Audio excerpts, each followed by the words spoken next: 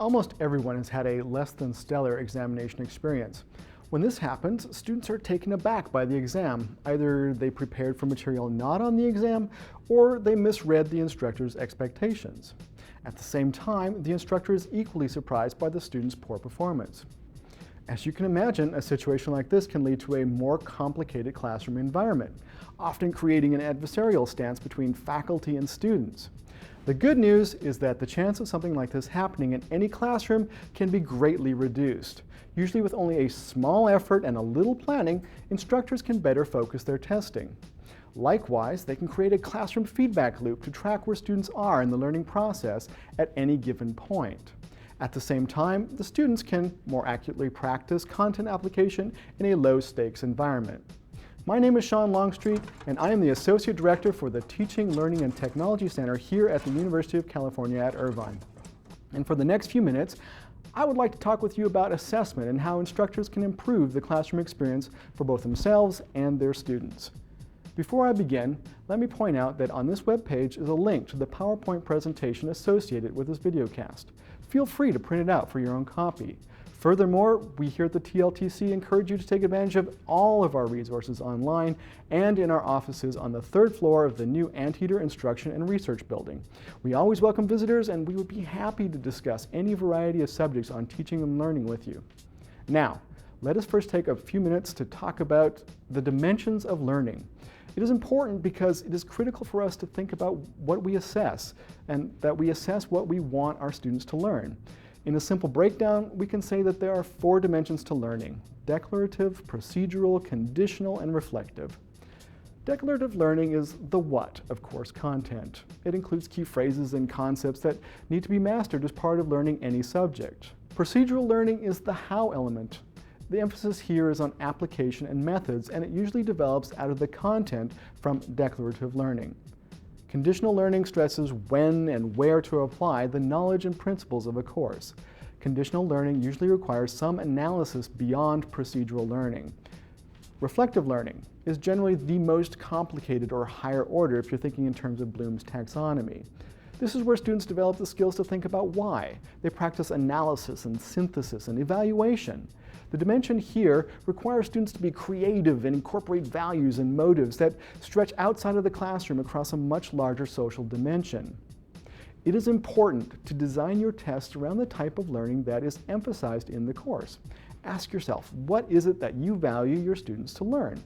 So, for example, if you're teaching a section in bovine anatomy where there's a stress on learning the parts of bovine cardiopulmonary systems, you might do well to stress the declarative aspects in your tests. On the other hand, if you want your students to be able to write a final paper that critically assesses how concepts of love differ between Shakespeare's sonnets and his comedies, then having a multiple choice test on historical events in Elizabethan England might not be the best use of your grading time. Now, let's think about assessment, or the evaluation of learning specifically. For now, let's say there are basically 2 types of assessment: summative and formative. Summative evaluation is the most common means of checking student learning, often in the form of a midterm or a final exam or a paper. Summative evaluations are approximations of student achievement at a given point in time and are necessary for creating a written record both for the institution and the students.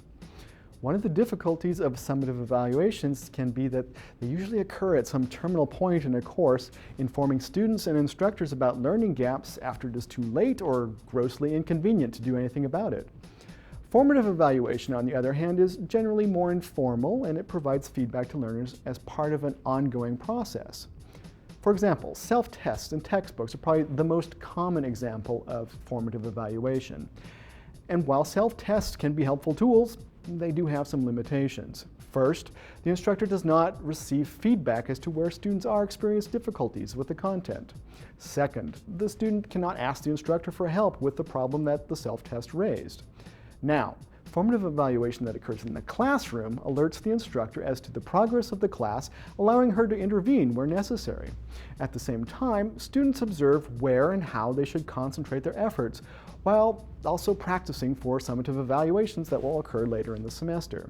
These are called classroom assessment techniques. Classroom assessment techniques are complementary to summative assessment. They respond to the need for checking how well students are processing course materials before summative evaluation. The benefits for invoking formative assessment in the classroom are threefold. First, they are learner-centered. That is, classroom assessment techniques are structured activities that model the type of learning the instructor intends for students to develop. Second, these formative assessments are instructor-directed, which means they inform the instructor about possible gaps in student knowledge or skills, and they can also be a great gauge for the effectiveness of course content presentation.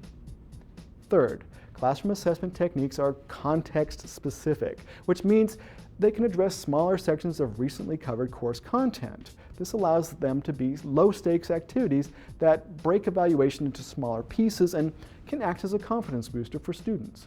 Let me give you two quick examples of classroom assessment techniques that involve relatively low effort on behalf of the instructor and the students, while also providing useful information. They only require an index card or a sheet of paper. They can be anonymous, or they can count for a small portion of the course grade. The first technique is a background knowledge probe. The background knowledge probe is usually anonymous. It's a quick exercise where the instructor asks the class to write a few sentences or a list of phrases that they associate with a subject about to be covered in class. The knowledge probe is an easy, non-threatening way for the instructor to quickly glean what his students know about a particular subject as well as their preconceptions about that subject. Armed with this knowledge, he has a better idea of where to begin and what to address in class. It also starts to model the types of questions that students should be asking, and it signals how content will be covered when the class resumes. Just as important, the background knowledge probe can be a confidence booster for students who either discovered that they know much more about a subject than they thought they did, or that they're in the same boat as many others in the class. Another quick assessment technique is called muddiest point. In the muddiest point, the instructor asks everyone to write in a sentence or two what they saw was the most unclear element from the last reading assignment or lecture. This exercise encourages students to analyze content and to practice their written evaluation skills. At the same time, it provides clear indicators as to where the instructor can pick up when the class continues. When you are thinking about testing and specifically introducing classroom assessment techniques to the classroom, here are some things to bear in mind. First, keep your course objectives at the forefront. Remember to assess what you value. Second, when thinking about implementing classroom assessment techniques, plan for consistency. Third, make sure to provide a rationale. Explain how these exercises will help people achieve the course objectives and how formative assessment fits into the course. Fourth, strive for clarity. Give detailed instructions, both verbally and written. It's always a good idea to allow for extra time when you first introduce a classroom assessment technique. Fifth, it is important to respond to the information you gather in a timely manner to keep students in that feedback loop. This will help them adjust while the relevant material is still in the front of their minds, and they have an opportunity to improve on their learning. And if you decide to change something because of a classroom assessment technique, be sure to communicate this to the students. Explain how the feedback from the assessment had an influence. In conclusion, accurately assessing what you teach and the use of formative assessment in the classroom are great ways to improve teaching and learning effectiveness. They prevent surprises for both faculty and students, and they can make teaching more efficient because they can catch problems before there's any need to backtrack over large blocks of course content. Well, I want to thank you for your time. It's been my pleasure to talk with you about assessment. If you have any questions or would like to talk more about this or any subject, do come by and drop in for a visit. Thanks, and remember to have fun in class.